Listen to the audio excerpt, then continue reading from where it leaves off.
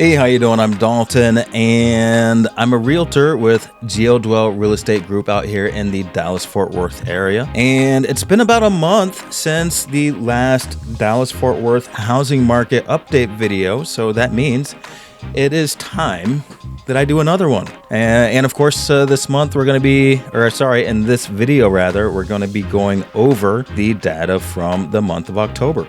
So without further ado, let's get into it. Actually, maybe just a touch of more ado. If you have not seen the roof list before, if you've not watched the channel, I do housing market updates, I do home tours, and I try to do some fun videos that are real estate related because I love architecture, I love furniture, that kind of thing. The other week I did a video, the top 10 most popular home styles in the United States. Fun video, if I don't say so myself. Go ahead and check it out after you're done watching this one. Now, without further ado, let's get into it. So the median sales price in the entire MLS, $362,000. It is down 2.1%. Tarrant County, the median sale price is $349,000, and that is up 1.2%. How does that work? In a real estate market that seems to be kind of, going down, how does it work that the median sale price in Tarrant County has gone up? I'm glad you asked that question because that is related to another category of information, and that is month supply. So in the entire MLS, the total month supply is 5.3 months. That is up 8.2%. Tarrant County, the total supply is 3.9 months. That is up 2.6%. So if inventory is going up, that means there are more sellers on the market. If there are more sellers on the market, then there is a chance that the prices are going to be higher amongst those new sellers because they have not had to do the price reductions yet. And in a market like this, there is a chance that they will have to reduce prices. Now, if you go back up to the entire MLS, they already got the memo that the home prices kind of have to come down. Now, another thing that backs that up is the days on market. In the entire MLS, nationwide again, the median days on market is 47. That is up a staggering 20.5%. Whereas in Tarrant County, days on market is at 38. That is only up 8.6%. That's a lot, but it's not quite as much as 20%. So as the days on market go up for a seller, it's typical that the price gets reduced. Now, what you might want to do if you're a seller, use some of this data to get ahead on your listing price and price it more competitively, get more eyes on, and start to reduce that days on market because, as we all know, the more days on market, the more people start to wonder, I wonder why nobody bought that house. Let's move on to closed sales. Closed sales in the entire MLS is down 8.2%, and in Tarrant County, down 5.5%.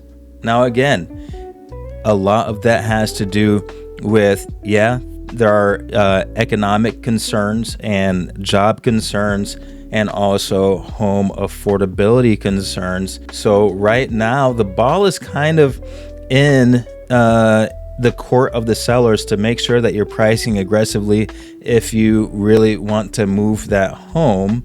There are buyers out there, but folks are going through a difficult time right now, and you want to account for that because at the end of the day, the market is always right, and the value of a home is what someone is willing to pay for it.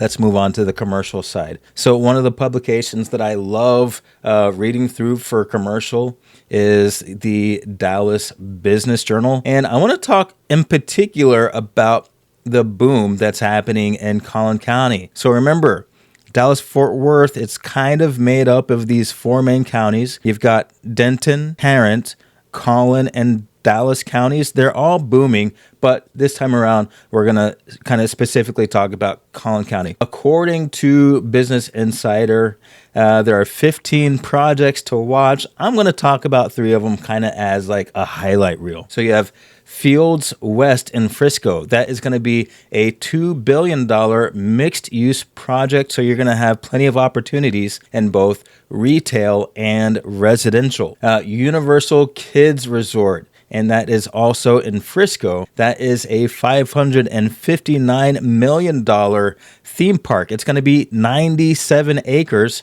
and it's set to open in 2026 ahead of the FIFA World Cup.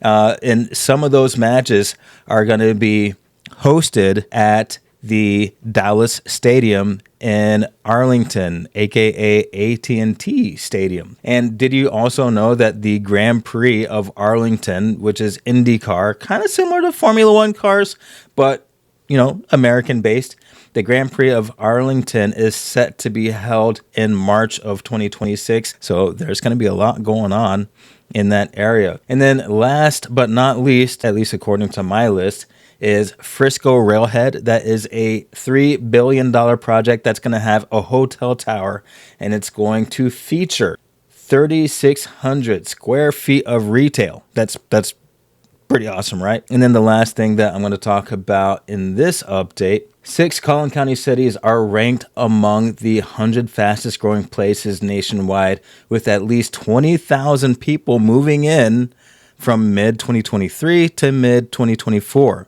with the most growth concentrated on the county's less developed north side. Those cities are Salina, Melissa, Prosper, Anna, Princeton, and McKinney. So there's still room to grow and invest in the Dallas-Fort Worth area. And one more note, the rental market is very competitive. So if you're looking to get into a rental property, in my opinion, I think it benefits you to be decisive and relatively fast acting. And you may actually want to talk to a lender and see what it might take for you to qualify for a home loan. If you need to fix your credit, that might take some lead time. And that's a wrap on this month's Dallas-Fort Worth housing market update. I hope you enjoyed. I hope you learned a little something, and I will see you next time.